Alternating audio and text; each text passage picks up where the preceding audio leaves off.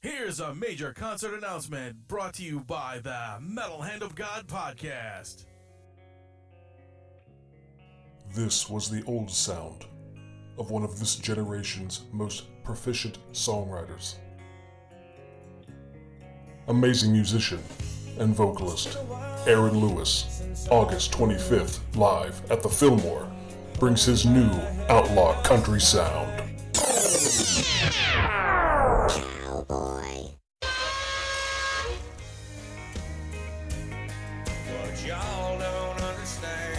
That's right, August 25th at the Fillmore, New Orleans.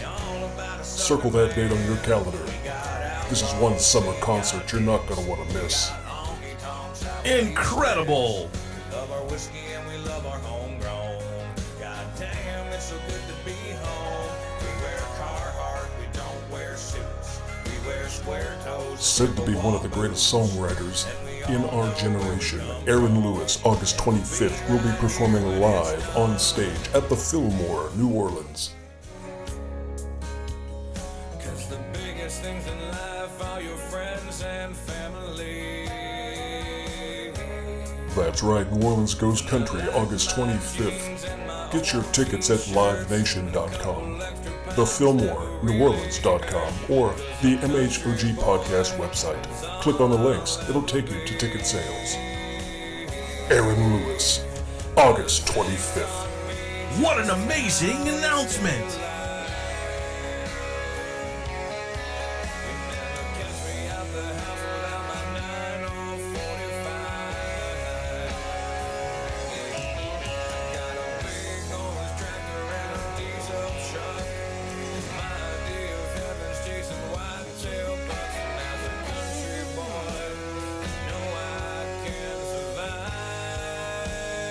You'll be hard-pressed to find another rock and country show anywhere in Louisiana like this one, August 25th, at the Fillmore, New Orleans. Aaron Lewis.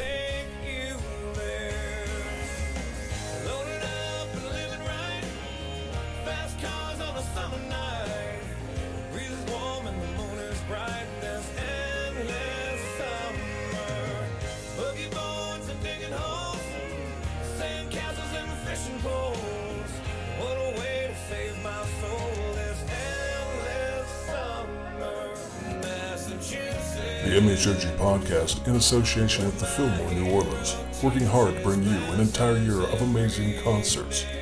Make sure you go to the MHOG podcast website.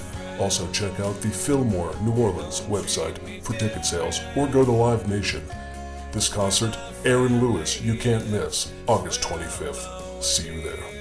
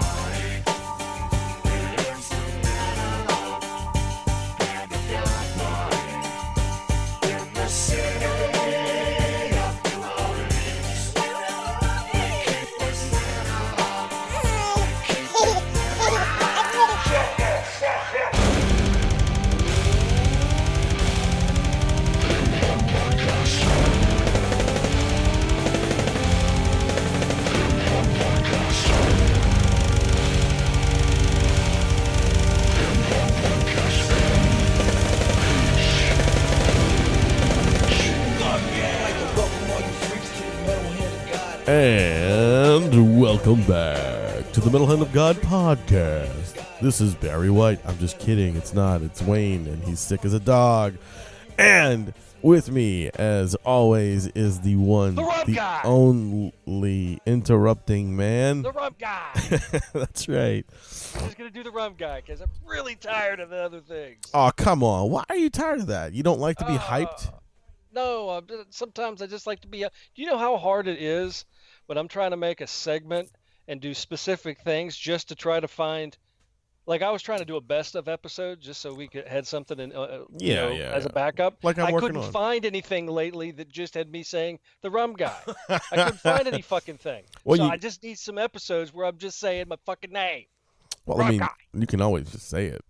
No, I can't, apparently. Like you have Tourette's. See, now I'm doing a fucking rant about me not being able to say my name. Say, hey, guys, I'm the Rum Guy. That's Wayne. He sounds like a small troll today because he's sick. I do. I sound terrible. I had 101.7 fever yesterday, which was very nice. It was amazing. It felt like my body was falling apart. Yeah, but you know, it's an everyday thing. I know. Yeah, it's a thing. But I also had to deal with a 3-year-old that was being a maniac at the same time being sick because since we only have one vehicle, and I was at home being sick, no one could go and pick him up from daycare at 6:00. Tell him to call an Uber. Oh yeah, because I'd be like, do you have any Ubers with child seats in them, please? Man, there's a business right there. Start a business with like Kitty Uber. No. Kitty Uber. That just sounds awful. Dude, that's awful. You know what? You could get them incentive. You could Excuse get them into the vehicle. You could get them candy and stuff. Yeah, I think they call that rape. No, it's not called rape. Mm-hmm. Why is that rape? Or stalking, or what else is it good? Boy, you really need to go to some classes if you Children, think, hey, get in the car, children is rape. Well, that's the beginning of rape. No, the beginning of rape is pulling someone's pants down. That's different. Not here's a Snickers bar. Yeah. I mean, usually kids end up when you lure a child into a car and say, "Here's a Snickers bar." Ride. Have a Snickers bar. Shut the fuck up. I'm taking you home. Yeah, okay. That sounds really not good, Rum. Oh, whatever. You might want to try a different approach on your pitch. Like, I think it's, all right. You know, have a Jolly Rancher. No candy at all. Oh. Here, have a juice box. And whatever. and don't say, "Hi, I'm your Uncle Rum." No, that's bad too. Mommy and Daddy sent me to get you. Another bad one. You know, it anywhere you go, it's bad. I guess. Yeah, see what I'm saying? It just sounds awful. Yeah. Okay. Well, anyway. You know, speaking of that bit you just did, right? Not even a bit. It was just us talking, but you know what I'm saying? Like us talking. The best of, not best of episode, but the clips that no one's ever heard that I'm working on actually has a thing where our friend Travis Hemel is visiting on our show, and he really just lays into Adam about burning a van. I don't know if you remember that years ago that he caught a van on fire for his work. I don't remember that. It was a long time ago. This was like episode 150 or something. Some way. Oh, wow. Yeah. So that's some archival shit there. But it's such a classic piece of, fucking retardism that I had to put it in. That's great. So go check that out. It was the episode before this one. Funny. Yeah. But anyway, so welcome back to the show, guys. We're gonna talk sexy and smooth today since I have this deep voice. Well, you have an interesting lead. Speaking of sexy and smooth, some incredible news. Some incredible news. Well, one of my all-time favorite musicians and singer-songwriter, Mike Patton, released a new song recently. It's with someone named Jean-Claude Vignier. Okay. And it's called Chansons d'amour. And, So it's Greek. He's Greek? No, I don't think it's Greek. I don't think it's Greek, man. Okay. Maybe French. Yeah, we'll go with French, I guess. Maybe French, I guess. But it's not all sung in French. Just the title part is sung in French, and the rest of it is sung. Mike Patton sings it in English. It's very good. It's a slow tune. It's got like some piano stuff to it, and the video is super interesting. Like it's kind of artsy video. Yeah, it's almost like Art Nouveau-ish. Yeah, it was like a naked chick that they. It almost looks like they're burying her in the ground, but she's like getting it. Okay, I think the symbolism Excuse me, I'm coughing and choking up shit. I think the symbolism from the video that I watched was like a funeral. And because they put her in a bathtub and they pour like, I don't know, it's either a funeral or like planting flowers. They pour water on her, okay? But the water is red, like blood. Okay. And then they throw flowers on her. And then she comes out and they put a mask on her face. And then this weird puppet thing shows up. And yeah, it's fucking strange, but it's really cool. It sounds like an anointing ritual, actually. Really?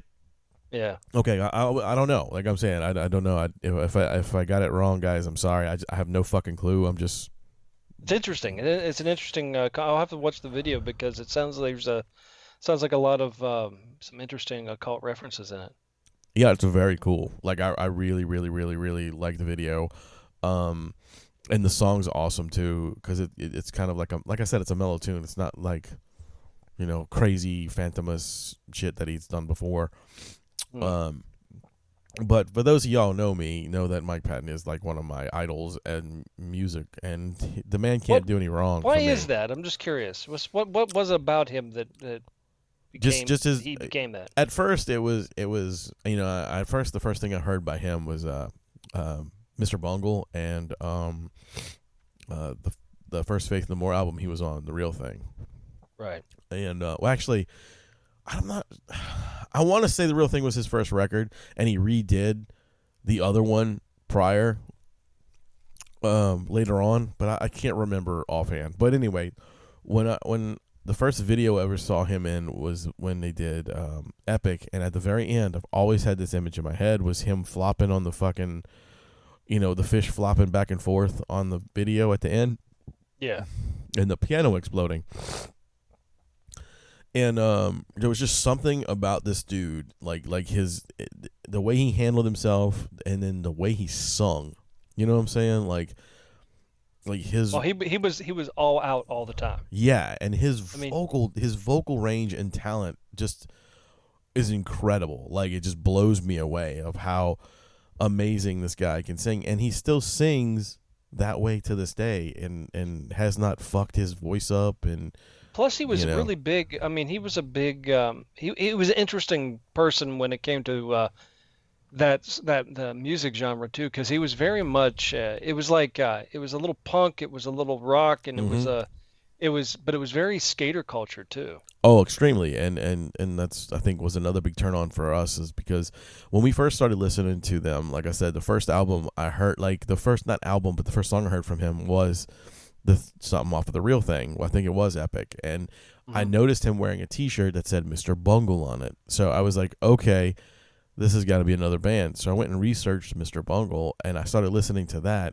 And on the first Mr. Bungle record, they weren't allowed to put their real names, right? Because the reason he was in Faith No More was because they heard him singing a song as a Faith No More song, with the band Mr. Bungle, and they were like, okay, we need this guy to sing for us. So they got him to sing, and he said the only way he'll do it is if we can have Mr. Bungle signed to a record contract. And they said, yeah, but you can't put your names on it. So they all made up these, pseudonyms and weird names for themselves. And Gotcha. And that's why, and that's also why they wore like underwear on their faces and weird shit like that when they play live, because Patton wasn't supposed to show his face. But like I was saying, so I saw the Mr. Bungle shirt, and then I was like, okay, well, let me check this album out. So I went and put it on, and I'm like, man, he sounds so much like Mike Patton. I was like, it's got to be the same dude. I mean, dude, I was a 15-year-old kid. He's got a unique voice. I mean, you can't. That's like it'd be like the same guy. The voice. Some people just have a voice you can't get away from. They can't go to another band without it sounding like that band. You know what I mean? Exactly. And I was just sitting there going, I was like, this is killing me. This has to be him. I'm like, so I did a lot of research and then that's when I found out it was him. And by the way, people, this research happened when there wasn't the internet. Right, so it was hard to figure out that shit. This was like going through like Circus Magazine and Metal Edge and all those fucking you had to use paper, people, to figure this shit out back in the day. So going to the record store and looking at shit and thumbing through and listening and man, reading interviews with other band members and stuff like that. Sure. Saying, giving hints to who they were and that you kind didn't of Google. shit. No, there was no Google. If you were Googling, you just thought someone was stupid and didn't know how to say doodle. Or giggle. Or giggle, yeah. But funny you bring up new music and new music videos. Right. Okay, this is absolutely completely different genre, by the way, and completely weird. I was going through, on occasion, I try to keep up with a lot of different genres of music. I'll just spend a day and just like listen to everything I don't want to listen to. Like, there's some, like, here's some new rap shit. Let me listen to that. Oh, this blows. Whatever. I call that driving in the car with my wife.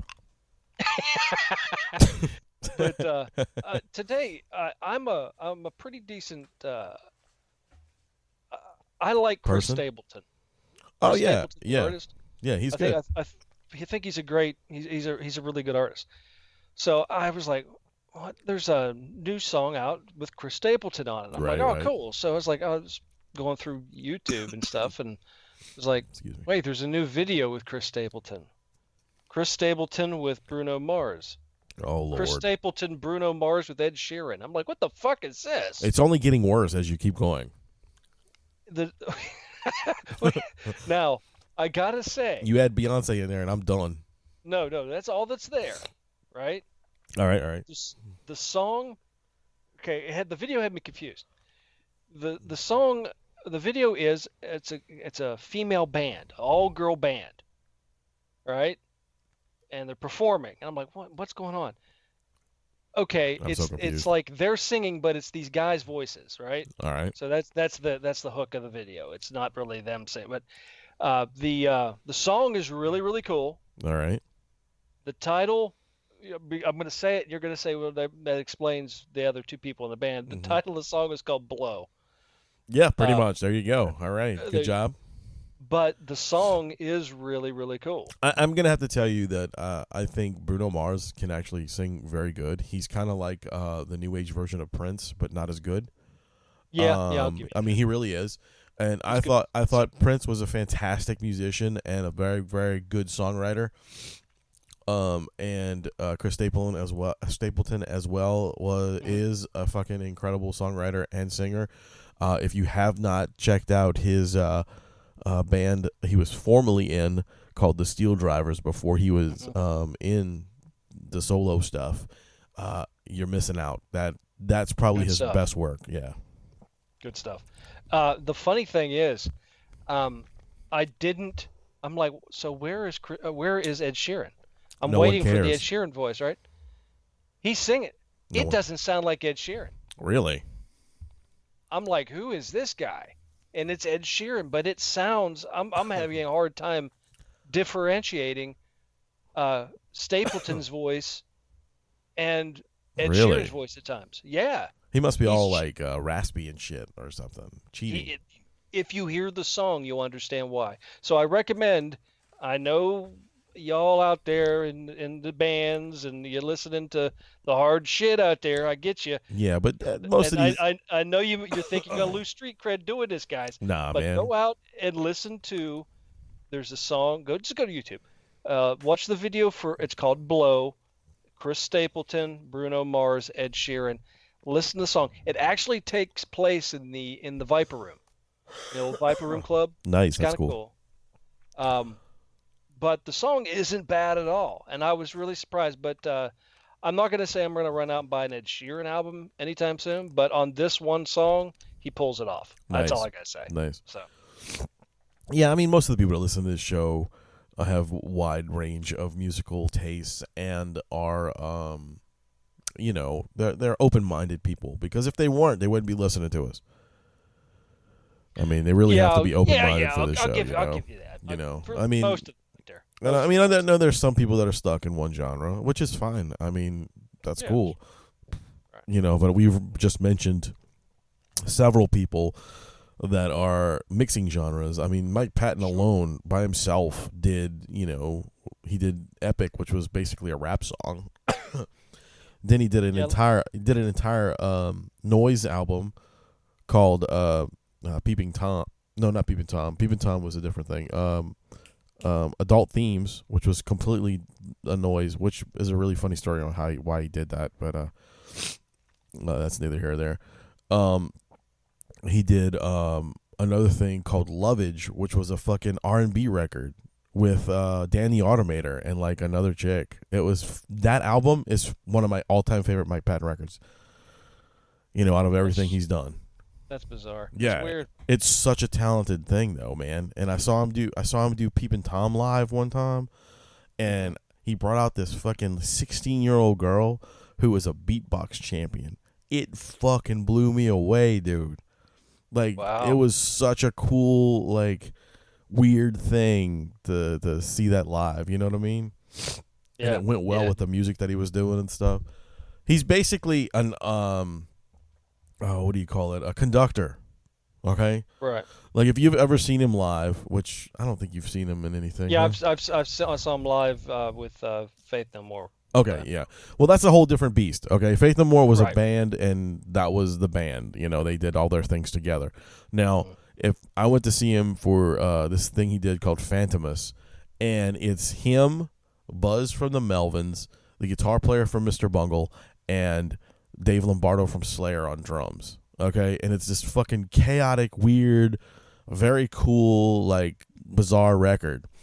And I was always wondering, how does he pull this shit off live? Because it's such a fucking weird thing, Mm-hmm. Well, come to find out, he pulls it off live because he is the conductor. He faces, like, the way it's set up is like the drums and him face each other across from each other on the stage. The bassist and the guitarist stand in the back, and Patton does these weird arm movements like he's directing traffic as he's singing and doing all this shit, and it's fucking incredible.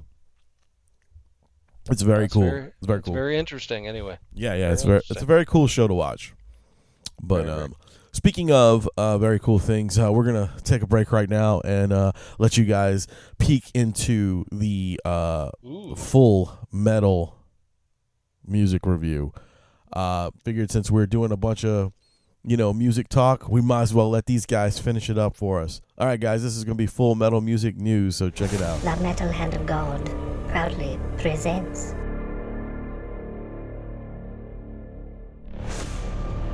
It is said that the amount of musical knowledge you are about to hear has the potential to blow your mind. Out of any podcast, this musical segment is the only one you will ever need to listen to again. Welcome to Full Metal Music News. Starring the two most knowledgeable people we could find in the world. Ladies and gentlemen, Mr. Kid Cook and Amanda Jane. Full Metal Music News starts now.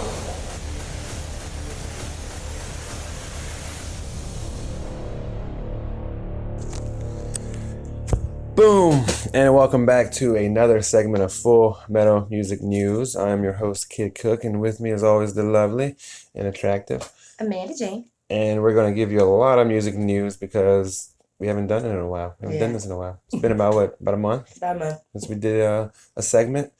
We apologize for, not doing one in a while, but we've been so busy with the dance team and me playing with Jack and Playing with Jack Lock yeah, playing with Jack Lock. for the Jack Lock Rock Show, and been busy with other life But we have a shit. lot of exciting stuff to We do. So let's get right down to it.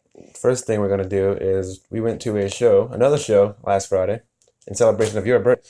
We went to see, what bands did we see? We went and saw The Tomb of Nick Cage, Power Man 5000, and First Fracture, and that was at Southport Hall in New Orleans. Amazing venue. Well, actually, First Fracture was the first band name. First Fracture opened in Power Man. Yeah. Headline, the way you made it sound like First Fracture had been headline. Sorry. And you gotta excuse Amanda Jane every once in a while. Correct her. But we love her. But 2 Minute Cage fucking killed it. Oh my God, they were so amazing. They're such wonderful people, and they're amazing musicians. And our girl, Kim Trails, she's the front for 2 Minute Cage, and she just has this amazing powerhouse female vocal. She's an awesome front woman. She's an awesome front woman, and I mean, they're just all so entertaining. Like, they came out with these two people. Dressed like in Men in Black. Yeah, dressed like they were Men in Black, and they were holding an alien, like a fake alien. It's not even fake, it was real. Okay, real. It was a real alien, goddamn. A real alien statue, I guess. Or, yeah, it was like a little mannequin. Like a little mannequin, like little paper mache. It was cool. I enjoyed it. Really cool. And then and they always have their colors of green, lime green, neon green, and black, and they're all dressed in the nines. And I love their song "They Live." And great song, which they actually have a music video on YouTube for. Yes, they do. Check that out. 2 Minute Cage, They Live. Yep. And then they actually pulled you up on stage and sang you happy birthday. They did. I felt so happy and so. Oh, you were eating that shit up. You was eating that up. You posted a video of them singing her happy birthday, and you could just see, like, I'm eating every second of this up. That was the look on her face. It was great. But then Power Man 5000 came and tore the fucking roof off the place, literally. Oh, yeah.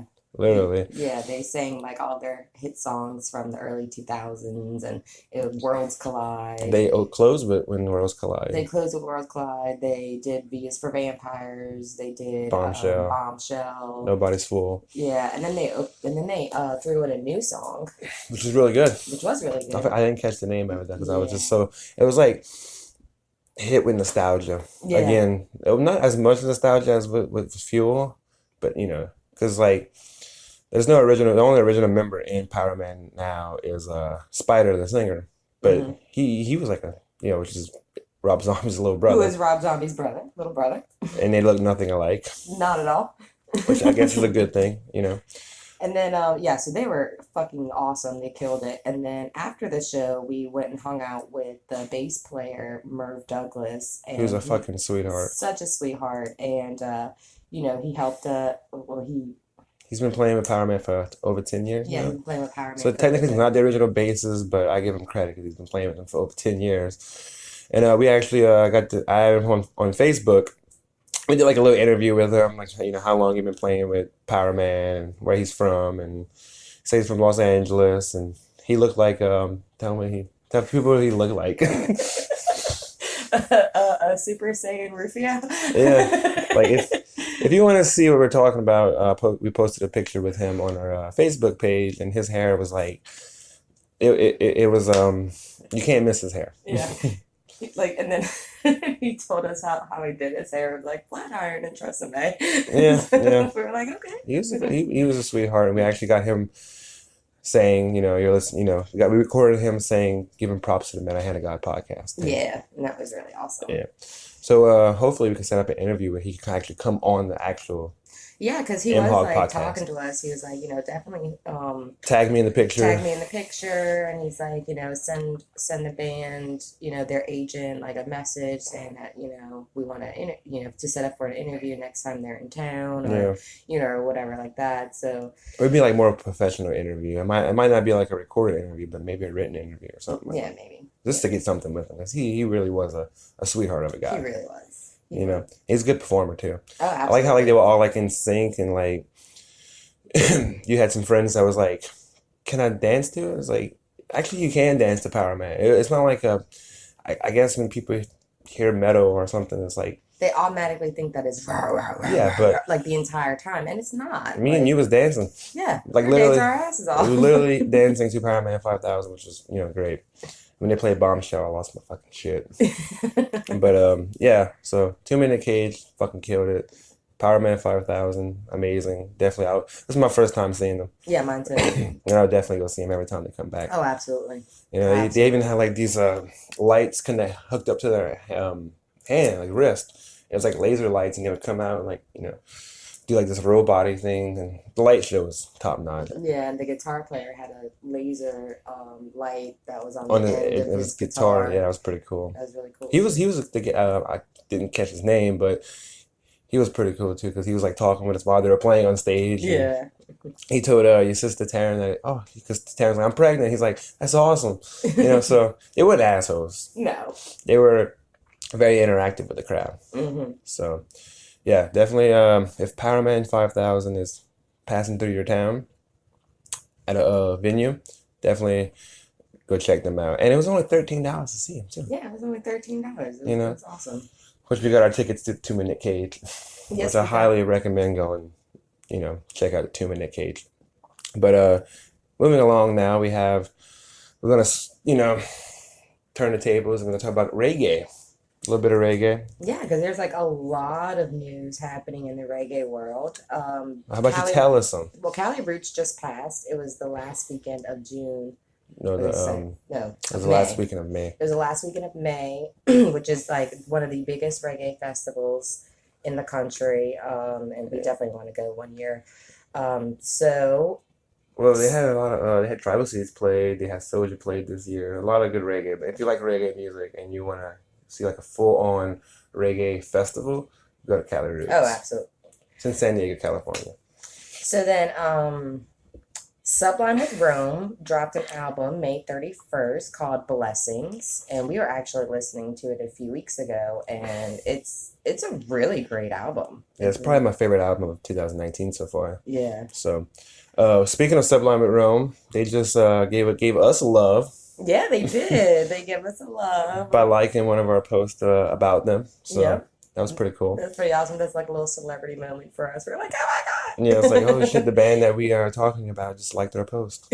So for like a second, they knew who we were. Yep. But and it's a beautiful picture of me and you. So. It is a very beautiful picture. They're like, oh, look at these pretty people. Check it out. Our page and liking our stuff. So. But speaking of the Sublime with Rome new album Blessings, the song that we've actually been listening to for about a year now because they released the song Wicked Heart. Mm-hmm. It's a very catchy song. It is a very catchy song. That's probably like my favorite song on the album. And they had a song called Lights Out. That's a fucking amazing. The whole album's amazing. I've listened to it about 11 times already. Yeah. From forward to backward.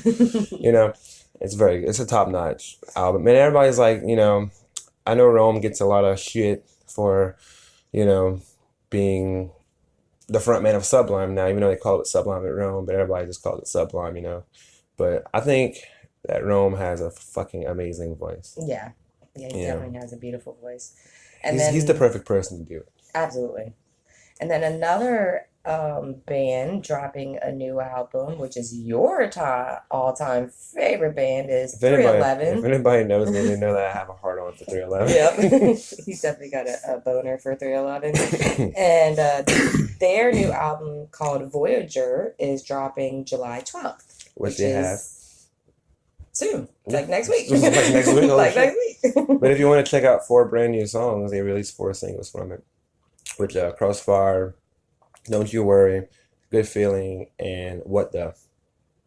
Which, say what you want to, I haven't disliked the 311 song, but I do have my favorite to least favorite, and in all honesty, Good Feeling would be really way at the bottom of that, favorite 311 songs. Yeah.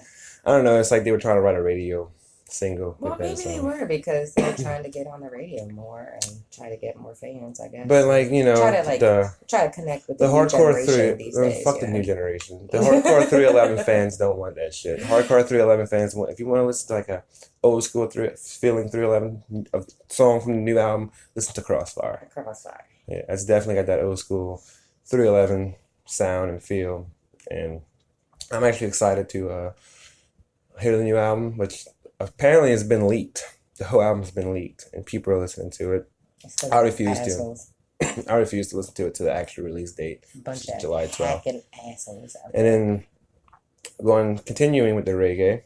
One of your favorite reggae One of bands. my favorite reggae bands, Stick Figure. Reggae heavyweights. They are dropping a new album on August 30th, which is the day before your birthday, called World on Fire, and they actually have one of their new songs out now called Summertime featuring Citizen Cope, and that dropped June 27th. So that dropped on Thursday. So definitely Thursday. We haven't listened to it yet. I haven't listened to it. Yeah, I haven't listened to it yet either. I guess we do that after we get off this. Yeah, gonna listen to that on our way to band practice. Yeah, we got a band practice with Jack Locke today. Yeah, we do. Our era band. Our era band, that's gonna be coming out soon. So yeah, lots of news in the reggae world. Power Man 5000, Two Minute Cage. Power Man 5000 is actually celebrating 20 years of their platinum selling album. Yeah. Because Stars Revolt. Stars Revolt. Which featured When Worlds Collide, and that was a platinum selling album. Mm-hmm. It's another thing with Power Man 5000, which gave me a lot of respect for him in a way. When we pulled up, it's like, where's our tour bus? And they were touring out of a van. Yeah. And a U-Haul. With a U-Haul trailer. I'm just like, I have respect for him for doing that, but then it's like, they should be in at least a mini tour bus or something. Right. A little bit more comfortable. But, it's whatever they want. We've heard from 2 Minute Cage that they were sweetheart. The singer was actually instigated, started a conversation with them. Mm-hmm. And when some bands come through Southport and they get local bands to open up for them, some of the bands, the headlining bands, are kind of assholes. Yeah, they don't want to talk to anybody, and they just want to talk amongst themselves, and then they play for everybody. Then they talk to the crowd, and then they leave. But Power Man was Power Man stuck around and hung out with people outside. Took pictures, talked with everybody, and they were definitely down to earth. Sweethearts and down to earth. Yeah, because Sean Mooney's Spider came up to us and started a conversation with us, and it's wow, this is he's a legend in his own right, with the industrial metal scene, Mm-hmm. But yeah, I thought that was pretty cool. I thought that was really, really cool. But to wrap things up, we could go on forever. Yeah, we could go on forever. But to wrap things up, we have 2 Minute Cage and Power Man 5000 show was incredible. Mm-hmm. Liked every moment of it. Every moment of it. And then Sublime with Rome dropped an album. Called Blessings. 311 Voyager, that's going to be dropping July 12th. And Stick Figure is dropping August 30th, called World on Fire. World on Fire. But you love Stick Figure. You have a hard on for Stick Figure. I do. They're not really one of my favorites. I listen to them. Nobody has to. You know what? That's why I'm going to end this segment right now. Okay? I love you too. But yeah, so we're gonna kick it back over to the guys in the Metal Hand of God podcast. Peace. That sounded so gay. Oh my God, that just blew your mind. Join us next time for another episode of Full Metal Music News with Kid Cook and the amazing Amanda Jane. Later, kids. MHOG. Keep it metal.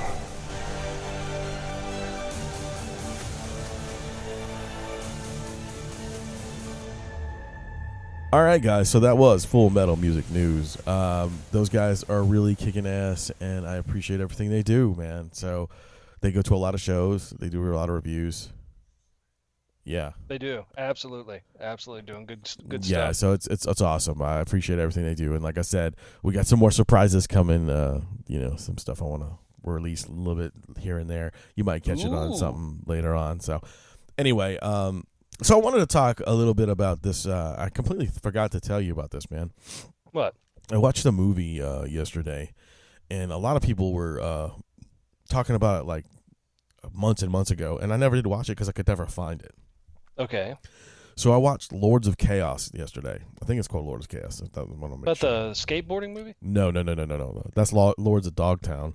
Oh. Lords of Chaos. Let me make sure I'm getting the name of the movie correct because I don't want to be like a fucking douchebag and you know. Lords of Chaos. That sounds familiar. Yeah, it should sound familiar. Let's see if this is the right one. Yeah. So okay, they call it a horror thriller film, but it's actually based on true events. Okay. Okay. And the true events are musical. It's based on the black metal scene in the early '80s and like the birth of the black metal scene when Mayhem, the band it's all directed around Mayhem. Okay. With the band Mayhem, with the singer killing himself and then the other guys burning churches and doing all kind of crazy shit. Yeah. That movie was really fucking good, man. It was really good. It's really edgy. Just the topic alone is edgy. But I mean, if you have kids, don't watch it in the room with them because it's very graphic. And there's a lot to just to explain afterwards. Yeah, I mean, they actually show the guy blow his fucking face off, and they show him cut his arms open, and and then they show another guy kill a gay man, and burning the churches, and there's a lot of fucking in the movie, so it's a lot of things that you really should not watch in front of your children. So I had to wait till mine went to sleep. Because I didn't realize it was that bad, and I started watching it, and then all of a sudden this dude started cutting his fucking arms open on stage, and I was like, all right, got to change it, man. Because, it was cute as fuck because my kid was standing there going, Dad. I said, what? He said, keep it metal. Because it was, it was metal music playing, so he was like, yeah, keep it metal. I was like, yeah, dude, keep it metal, but I got to cut this off because he's bleeding all over the fucking place.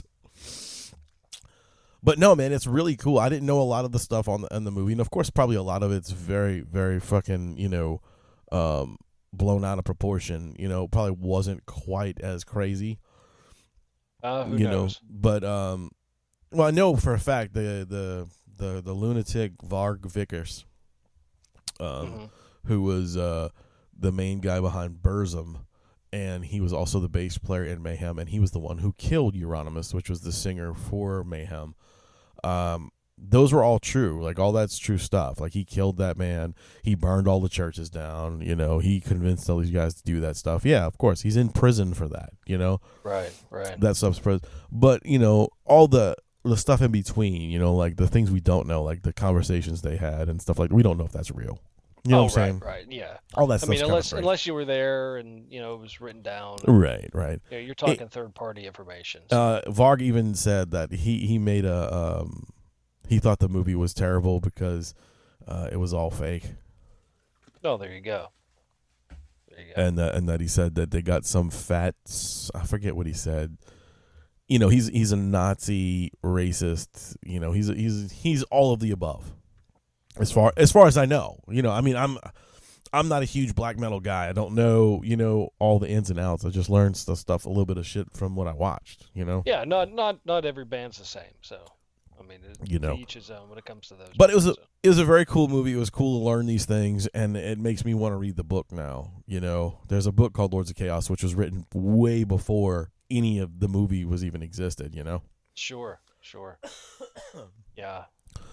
But it's a weird. Maybe I'd do the audiobook. I just don't. You're stupid. It's a very weird scene, man. Like from back then. I mean, I think they did a lot of that stuff to just get their names out there. Fuck yeah, man! I remember going to a the town I grew up around, not in. The town I grew up in was fucking a speck in the middle of fucking nowhere. Right, it was your house and the guy who killed himself's house. You're always gonna bring that up, don't you? Yeah, he's your fucking dude that you should have been a black metal band for. Well, that's funny. We go, not that guy, but another guy. Yeah, because we didn't talk to him. There's a town not far from where I grew up, and there was a, I used to try to go to as many concerts as I possibly could go to. Right, because Especially if shit they're to local, man. I didn't have to go that far, right? The local Right, bands right. are playing. Fuck, I'm going to a local band show, right? It's like, where is it? I don't know. We're fucking going. Who's playing? I never heard of this fucking band. We're going. You know, Right. it doesn't matter. You know, you're going there. You've got, you know, you worked all week. You've got $20 left. You're like, fuck. Okay, well that's $5 cover. And You know, and a couple beers, then maybe. and then maybe you can get like some band merch or something for if you Yeah, like the yeah, band, yeah, you know, yeah. CD or something or tape, mostly tapes then. So Yeah, I go and there's a fucking a show. It was awful. It was like, where is this fucking show? It's like we're used to going to like, no, we were like I was 15 at Right. the time. So I had my car and we're driving around. If in my area you could, well, you weren't really supposed to, but I was driving around. I had my car, and since I had a car, everybody wanted to ride with me. So we're riding into Butler, Except that and, one dude. except for that one dude. Yeah. We riding into Butler, and it's like, all right. So we're like, let's go to the mall. Maybe they know where this fucking show is, because that's where everybody went. So we go to the mall. Finally find somebody at the mall that says, "Hey, I know where this where the bands are playing. They're playing at the Holiday Inn." Okay. All right, it's like the fucking Holiday Inn. I haven't been. It's what is this, like 1963? Hey, So man, that's what you we gotta do. get in the car, we drive to the Holiday Inn. It's like Holiday Inn. All of a sudden, there's like signs, you know, like for yard sales. You know, already this is It's starting seeming- out to be a great show. Yeah, it's seeming there's- kind of sketchy there, buddy. There's black balloons tied to the signs with arrows to the Holiday Inn. Like, Nice. all right, what the fuck is this? So we get to the Holiday Inn, and then I'm like, this is supposed to be a rock show, like a hard rock show, right? Why do they have Right. signs with balloons like a kid's party? So we get to the Holiday Inn, and we're, you know, I've got my battle vest on, you know, Nice. you know what I'm talking about, right? We got I do. the patches, and we're ripped up, you know. I've got on the back of my vest, it's got the big Saxon hammer on the back of it, you know, and it's, you know, we're ready to go. Walk in the front in the Holiday Inn. It smells like, because they have an indoor pool, it smells like chlorine. You have like this little nice, easy listening music playing in the lobby, and everybody's staring at us. She goes, "Are you here for the concert? Wow. It's in the lounge area in the back." It's like, oh, okay, thank you. So that was like our Wayne's World moment right there. So we kind of like, and we go in, and we're all kind of standing there, and there's a bunch of guys. They're all like fucking, they're like giants, right? It looks like a biker bar in the wrong location. Right? They're all fucking huge guys. You know, they've got like rags tied to them. They all look like roadies for Metallica, and they're all just hanging out there. And it's still a smoking lounge, so the whole place is full of smoke. And we're standing there, and we come walking in, and our hair's really long, and it was like, what are we here for? Then the band comes in. It's a black metal band. Oh, right? nice. Right? Black metal band, local black metal band. Ooh. Worst fucking band I've ever seen in my life. Were they wearing what? were they wearing the corpse paint, man? They were wearing the corpse paint. The one Nice. guy looked like a fucking blow pop. Nice. The other guy was really tall and skinny. They didn't know how to work the look at all, you know? Yeah. But the rest of the room didn't know it was a black metal band. Oh my God. So we're just ready for a metal show, you know, rock show, Something, yeah. something. A decent show. And so the one guy had his girlfriend go over and hit the lights to black out the room real quick, Okay. because then they were going to throw the stage lights on and make it really dramatic. Yeah. And they struck the black metal pose with the arm curled and you know what I'm talking about. I do. And well, she hit the damn lights, and they struck the pose, but she hit too many of them, and she hit the one that flipped the disco ball on, and the light hit the disco ball, and he's on stage, and he's like, and there's a disco ball, and he's like, and everybody's cracking up laughing. That by far, I would have ate that up, dude. If I was the dude in the black metal, I'm like, fuck yeah, let's do this. Disco it was really an black awful, metal. awful show. So to sum up the story real quick, they tried playing their original music. Yeah.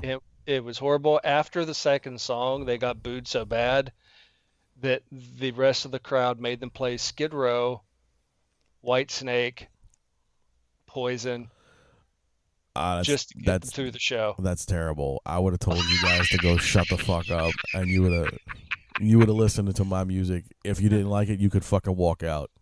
These guys were like 16, 17 years old. They were pussies, what they were.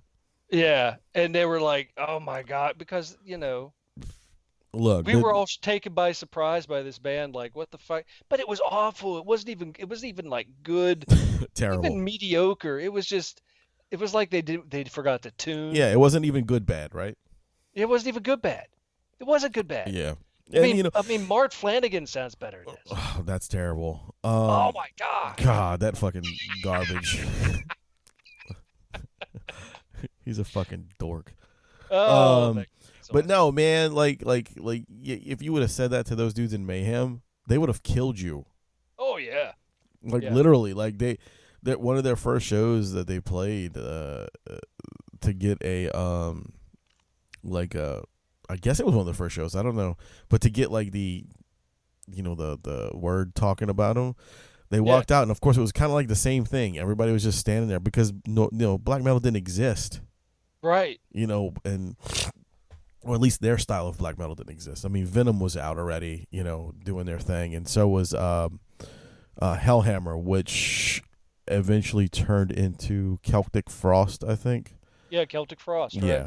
So that style. Celtic Frost was awesome. They are. They're still awesome. They're still putting out good records. Yeah, they are. Yeah, they but yeah. So that style was out. So this was like brand new shit, and the craziness was when they came out, everybody was just staring at them, and they just started playing this long, like feedbacky riff thing, according to the movie. I don't know.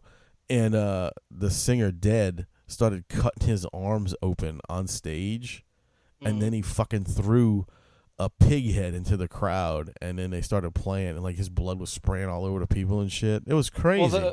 Well, the fat guy. The fat guy in this band had blood tablets in his mouth, and he had too many, and he bit down too hard. He damn near choked on the blood tablets. Good for him.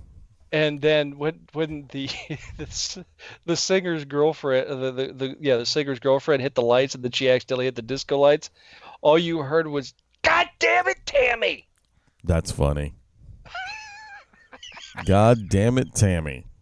It was so fucking cool, man. It was we cracked up, but we pretty much left after like the fifth song, and went to the pool hall. It was cool.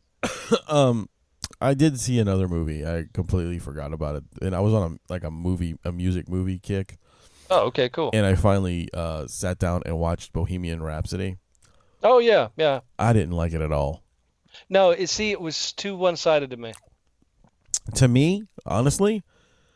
I think all the stuff that was told about Freddie Mercury's life, like the editing of it, was too gibbled. Like it was just too. It was all.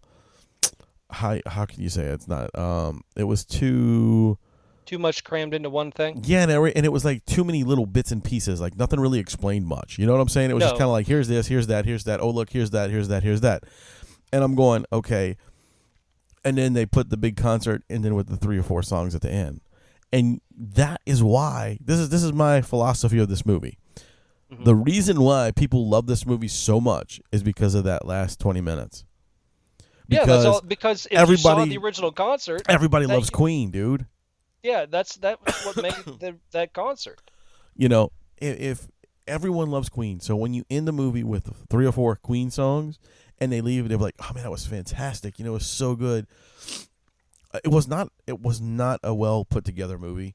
I enjoyed the film for the some of the historical parts, the shows and the things like that, and to see a little bit on the inside of Freddie's real life. But really, I don't think that movie should have been called a Queen movie, like you said. I really do think it should have just been a documentary about him.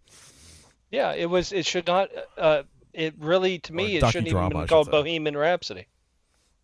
Well, I mean, I don't know. He did kind of write that song. Well, he wrote the song, but I mean, it should have just been called Freddie.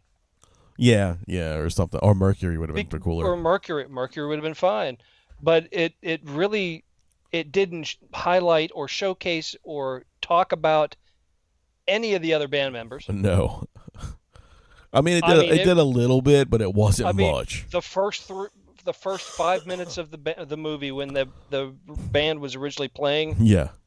That was it. Like, here's the original band, and then they're outside, the guy quits, and then Freddie walks up, hey, I've been following you guys for a long time. Yeah. That was it. I'm like, really? That's how y'all begin this movie? And then it turned into these guys, instead of just being, these guys were amazing musicians. You know, they have a story too. They played a part into this band. You know, but no, it never came really... That never became part of that. It all became Freddie's gay. The end.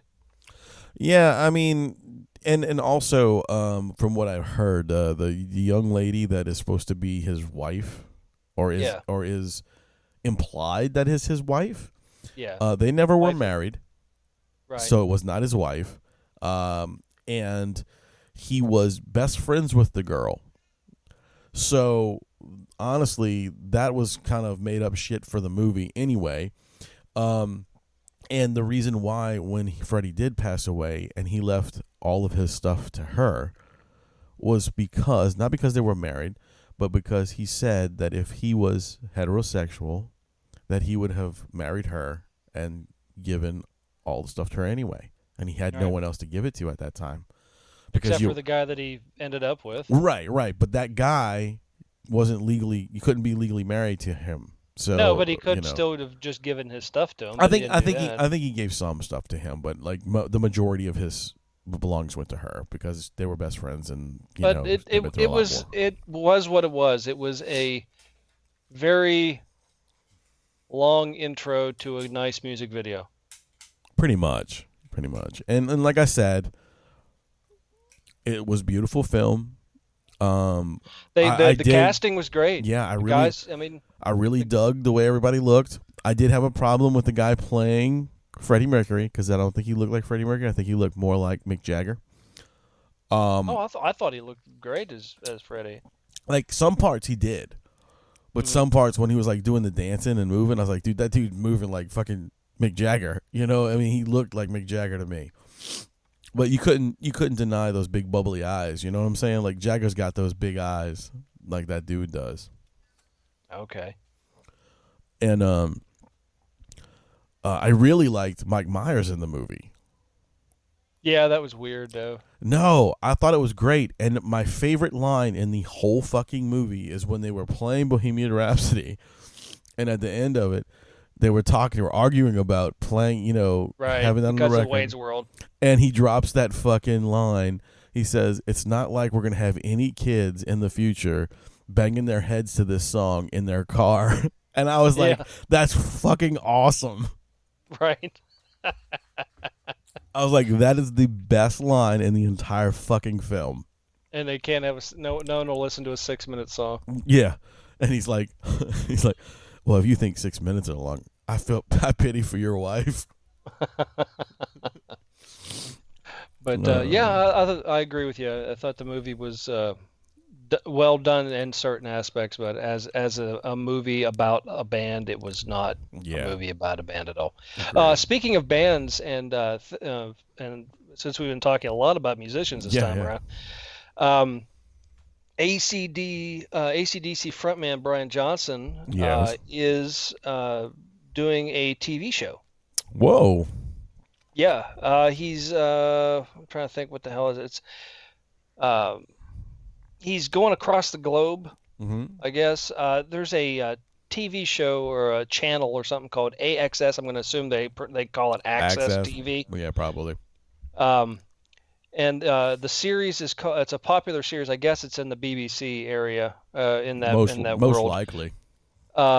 Called it's the Rock and Talk series. Brian Johnson, Life on the Road. It's making its stateside debut on Sunday, September 15th at 9 p.m. Eastern Standard Time, 6 p.m. Pacific. The network is acquiring the first 2 seasons of the program, and I guess he's going to be roaming around the country talking to the movers and the shakers of the industry of yesterday and today. That's very cool. So he'll be talking to who's the up and comings, and who got them there, now, putting those 2 people in the room, like say, let's say whoever, Ice Nine Kills or Disturbed or right. Zach Wild and Guar. Black Label Society, Guar, whoever. I don't know who he's going to be interviewing, but it's funny. At the same time, like I hear about this one, but they're also going to be putting on back to back another Life on the Road. It's going to be on right after is Paul Schaefer. Paul Schaefer +1. He is having a talk show where he interviews people as well. So you can get to see Brian Johnson, a hard rock American icon, and then the prancing Paul Schaefer on right after him. Hey, look, Paul Schaefer is definitely an icon, man. He's been in a lot of stuff, dude. Like, he has. He's just, I can't stand to listen to that guy. I know. I'm not a fan of the way he talks either, but, he seems kind of arrogant, but. A little bit. But who knows? But yeah, so all right, look, when we get back from this commercial break, I'm going to talk about Showcase Comic-Con that I went to this past week, too. Sweet. All right, here we go, guys. Funko Pop Culture. Funko Pop Culture. A brand new store. Amazing collectibles you need to check out. North Shore Pop Culture Collectibles, specializing in all things Funko. Funko Pop Culture. Buy, sell, or trade. North Shore Pop Culture Collectibles is the place for serious collectors. And when they say specializing in all things Funko, they're not kidding. This inventory is massive. So much stuff. So many items at North Shore Pop Culture Collectibles. You never know what you're going to find. You may find another gem you weren't even looking for. So don't forget to call or stop by North Shore Pop Culture Collectibles, specializing in all things Funko. Located at 1394 Corporate Square Boulevard, Slidell, Louisiana, 70458, or call 985-265-4279. Check them out! It's Funko! It's pop culture. You can't go wrong. Funko Pop Culture. So, all right, there you go. For all your collectible needs, right there. That's all you need to do. And they just released quite a few new collections on the. They did. The Funko Pops. There's a lot of shit coming out, like in the next couple weeks, actually, because of San Diego Comic-Con. That is this week. It is this week. So one of our buddies is going to be there. Actually, 2 of our buddies are going to be there. Derek Donovan's going to be there, and Robbie Musso. Neat. Robbie Musso draws for Kenner, and he does the artist stuff for the Transformers line. Very cool. Yeah, and Derek Donovan has done all kinds of stuff, dude. He's really big in the comic book world. So yeah, he's done a lot of runs on different comic books, and he's an incredible artist too. So go check him out. If you are at San Diego Comic-Con, go look for those dudes and tell them the MHOG podcast sent you. Cool. But anyway, I was at the first ever Showcase Comic-Con this past weekend over in Slidell, Louisiana. And it was fucking awesome, dude. Like, it really was cool. I was by myself at the table. Adam actually stopped by and talked to me for a good, half hour. So we were hanging out, bullshitting back and forth. But the con was very cool. Like, Derek was there. Robbie was there. Our buddy Tim Lottie was there. Preston was there. Another one of our friends. Yeah. And there's all kinds of guys there. The Weekend Geek was there, which was really cool. And another friend of ours in the show, Lot, Latta. I hate to say, I can't pronounce it. I don't know if it's Lat or Lot. Steve Lott, I want to say. His toy booth was there, which was very cool. He does old school toys like Transformers and things like that. Yeah, so yeah. Things like that. So very cool. They were right next to me, so we hung out for a while. But I did get to meet someone at the con. There is a guy on social media. His name is Dangerous Dustin. Okay. All right. Look up his page. It's awesome. He is a local guy around this area. I'm not really sure where he's from. And he does eating challenges, and he always goes and finds like the newest, coolest items that are coming out, and he'll go buy them and eat them and try them and taste them on their show and tell him if it's shit or good or whatever.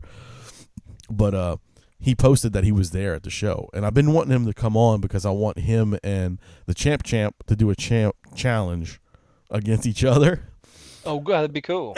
Yeah, so we were talking about that. I met him. I told him to come to the booth, and he came over to the booth, and we bullshitted for a while, and he agreed that we're gonna come up with something, a good challenge, and the two of them are gonna go at it and see who the champ really is. Nice. No, but man, it was a very cool event. Good turnout? Yes, I think they said they tripled the amount of people they thought were gonna be there. Wow, good for them. So there will definitely be a part 2. So there's going to be a second one. They're working on not anytime soon, of course, guys, but you know. But that's, we're gonna have I wouldn't mind going down and seeing that. I think that'd be a really cool one to try. Next time I'm down. Next time, dude. Yeah, let's schedule it. We'll make it bigger this year. The year coming. Like, I only had some stickers in our banner. That's all I had to give away. You know, I didn't have anything, too big. Right. But the next time we do this, I promise we'll have something really cool, like hats or shirts or something, cool. Sure. And if you come and talk to us, we might give you a special prize or some shit like that.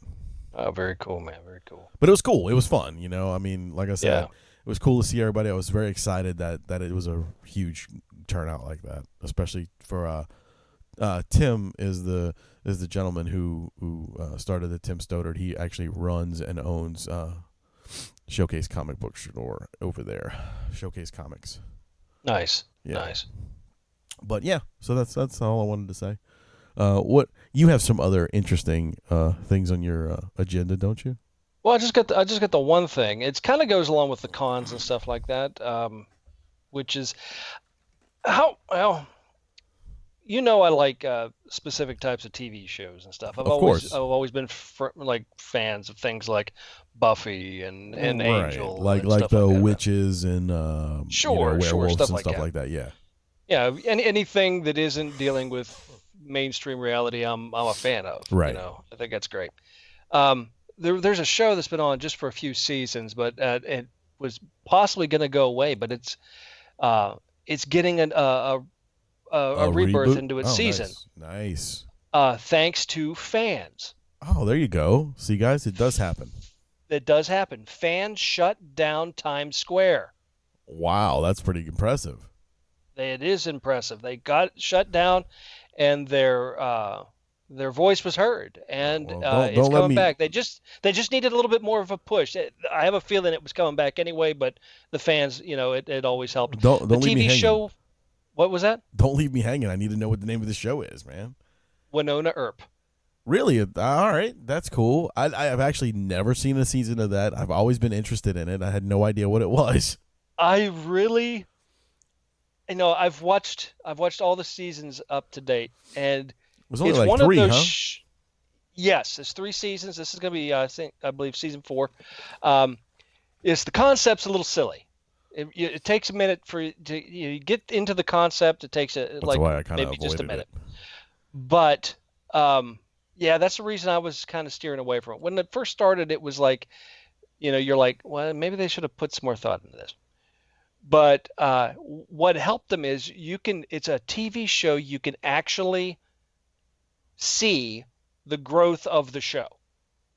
You can see, because when they wrote the show, the original series, they only wrote the first 5 episodes of the show. and they wrote it very, loose. Like we're pitching the idea. Well, after that happened, boy, they got some writers in there. And then they had some people who's like, we need to mix this up. Well, then they got some writers that used to work with Wheaton and the guys there. They, and all of a sudden, all this humor started coming in there. The chemistry that the cast has together really worked out to be amazing. And the fucking humor is awesome in this show. The one-liners, it is absolutely hysterical. There is, in every episode, you will fucking laugh at something in the show. And it's like, even if somebody's head's exploding, it's made funny. It's made funny. So you have to realize this isn't going to be, it's not meant to be that show that's like, oh, it's so scary. Oh, it's not supposed to be. Right. It's supposed to be funny. Yeah. It's a funny, entertaining. So the whole concept of the show, if you're not familiar with it, is Winona Earp, descendant of Wyatt Earp. Right. She's been a freaking outcast from her town all of her life, so she leaves. Well, her life's all fucked up, so she's forced to come back home.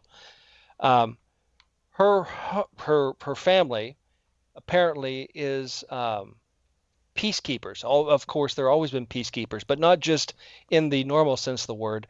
They fight demons. Wyatt Earp was a demon hunter. That's what it boils down to. Oh, okay.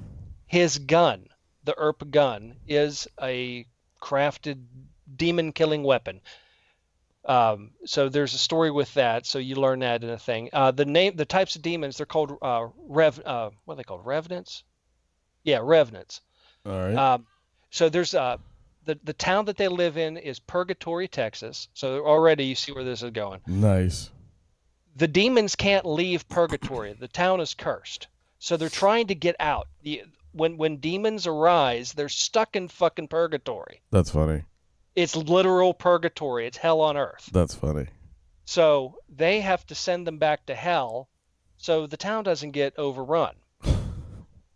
So this entire town, through centuries, the Earp family have been putting people back to hell. So they rise, and it's like, oh fuck, another thing. It's like living on the Hellmouth in Buffy, So if something comes up, they got to put it back to hell. Similar concept to that. Where this changes is somebody who went to hell, but they brought back, who turns out to be somewhat of a good guy, is Doc Holliday. So Doc Holliday's joined the good guy team.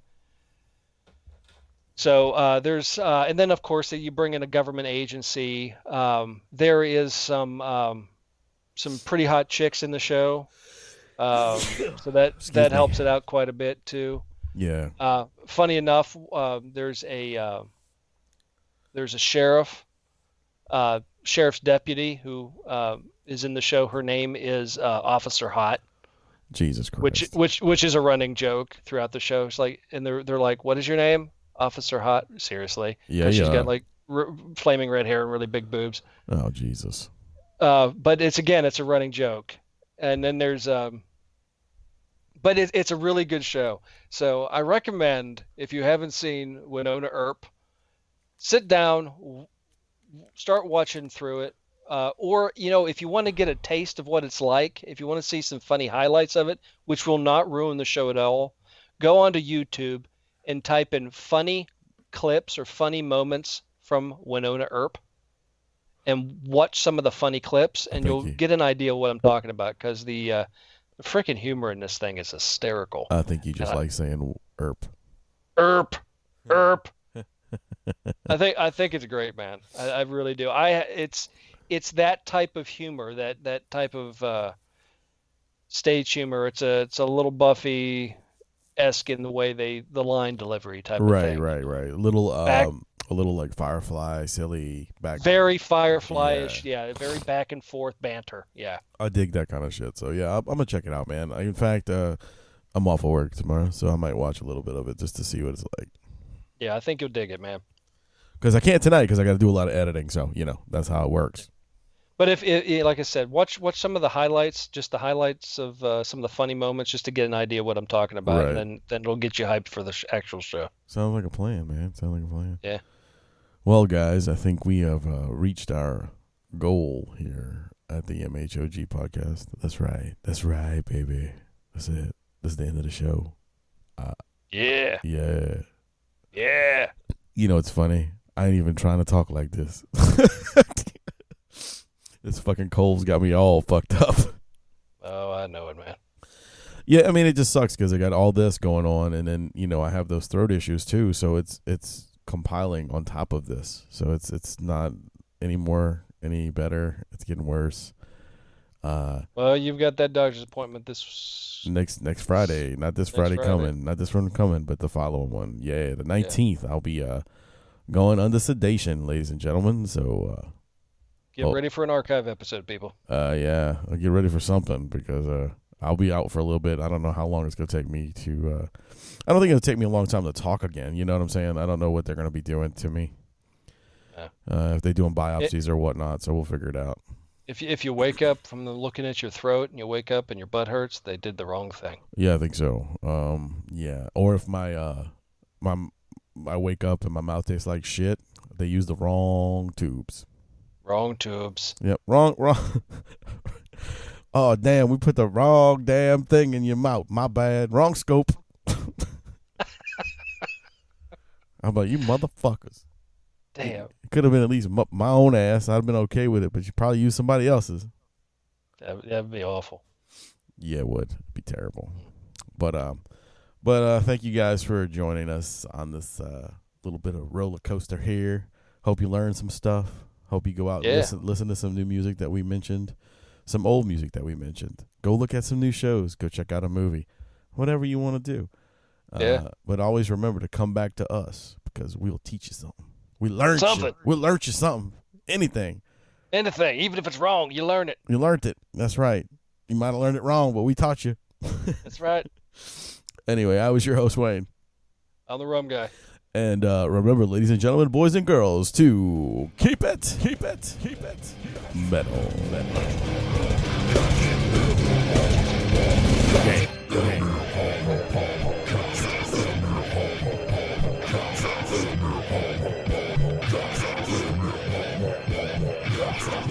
Adieu, parting is such sweet sorrow. Go ahead and run.